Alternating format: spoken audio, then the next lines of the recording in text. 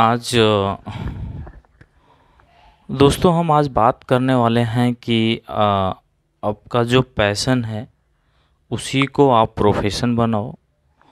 जब वो आपका प्रोफेशन बन जाए तो उसी को अपना इनकम बनाओ।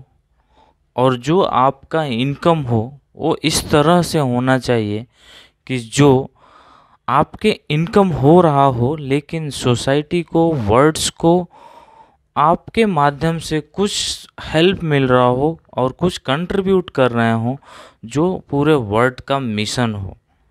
इसको हम कैसे एक एग्जांपल से समझते हैं कि अगर आपको एक टीचर बनने का पैशन है तो आप उस टीचर बनने के लिए जितनी क्वालिटी की ज़रूरत है और उसको एक ऐसे प्रोफेशनल लेवल पे लेके जाओ और एक ऐसा प्रोफेशनल टीचर बनो कि जो आपको बहुत ही आगे आने में सक्षम हो।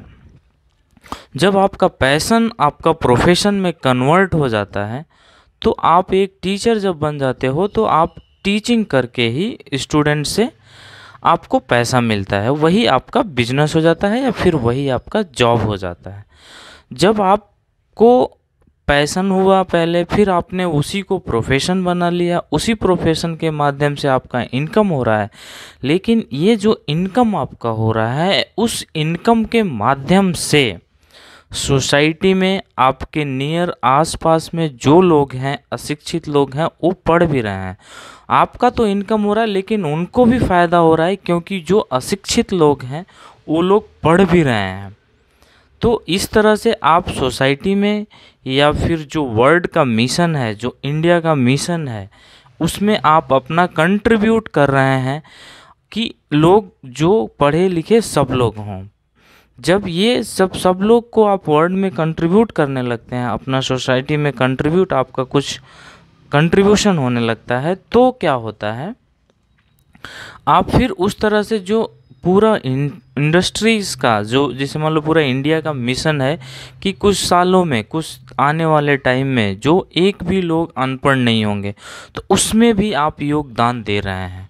तो इससे क्या होता है, ये जब आपका पैशन जो चीज़ होता है तो उसको आप करने में आपको अगर उस काम को करने के लिए 20-15 घंटा की भी ज़रूरत पड़े, 12 घंटा भी ज़रूरत पड़े, तो आप करते हैं।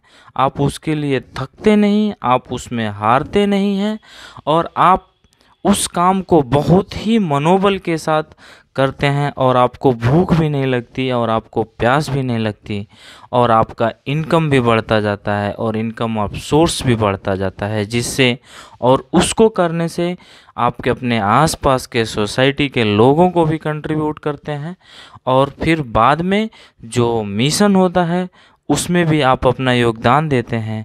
ये हमने सारांश जो लिया है, जो आपका पैशन है उसी को प्रोफेशन बनाओ, जो आपका प्रोफेशन है उसी से आपका इनकम होना चाहिए और जो आपका इनकम हो ऐसा इनकम होना चाहिए कि जिसमें आपके आसपास के लोग भी उससे कुछ फ़ायदा उठा सकें।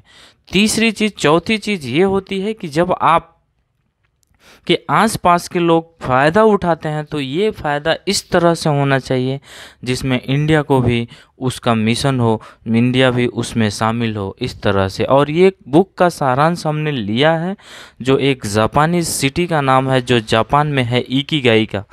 उसमें क्या होता है, लोग 70-80 साल रिटायर होने के बाद भी सुबह खुशी खुशी उठते हैं और अपने काम पे जाते हैं और वो उतनी ही लगन और उतनी ही ऑनेस्टी के साथ अपना काम करते हैं जब तक वो रिटायर होने का, जब तक वो मरते नहीं तब तक उन कोई रिटायर नहीं लेते हैं। क्यों? क्योंकि उनके अंदर जिस काम में पैशन होता है उसी को वो लोग अपना प्रोफेशन बनाते हैं और जो उनका प्रोफेशन होता है उसी के ज़रिए से अपना इनकम लेते हैं वो।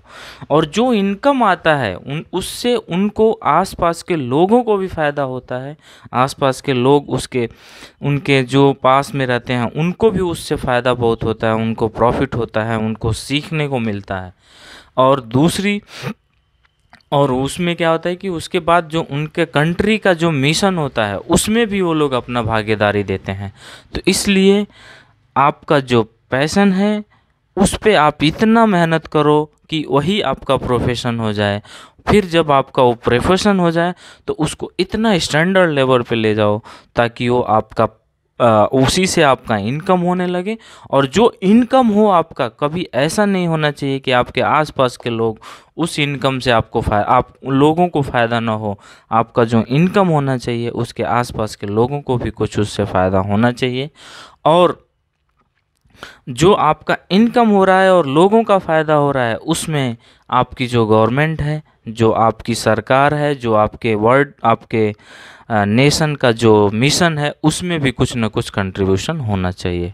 बहुत बहुत धन्यवाद आप लोगों को ये मेरा वीडियो देखने के लिए। शुक्रिया, नमस्कार, सत श्री अकाल।